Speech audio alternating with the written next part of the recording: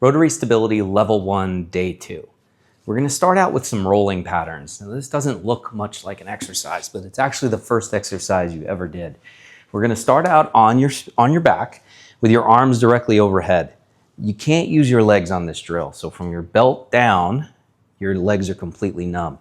From here, I'm going to use my hand up and over to look in the direction I want to roll to get myself to sequentially roll over. It can't be here and my shoulder and hip at the same time. I want to be able to roll where my hand goes first, then my elbow, then my shoulder, then my ribs, then my hip, then my foot. So it should look like I'm flopping over at the end, just like that. And then from there, I'm going to look at my hand as I roll back up and over the top, and my legs should flop over at the end. The idea is that I'm going to work all 4 quadrants. So I'm doing the upper body with the left hand and then the right hand. And then we're going to do some lower body rolling. So in this case, from the waist up is completely numb. So I'm just going to use my leg to come over, sequential roll, and my upper body flops. And then same thing on the way back. So the idea is we're trying to create that proper sequencing, which actually helps with our rotational stability, crossovers, cutting, change of direction, even though it doesn't look like that. Okay, then we're going to work, that's upper and lower body rolling. Now we're going to go to some resisted quadruped opposites.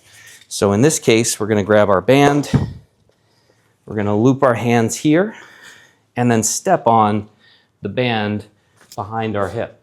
Just like in the last workout, we did the quadruped opposite. It's opposite arm, opposite leg, but now we are resisting that drill. Stay with the same arm and leg for your allotted reps, and then go ahead and switch. And the last exercise is the quadruped rock with core activation. I really wish that there was a different way to do this because it is a silly looking exercise, but we found that this is one of the best ways to improve our rotational stability. So we're going to take the ball behind our butt, keep your tail in the air. So you don't want to tuck your tailbone.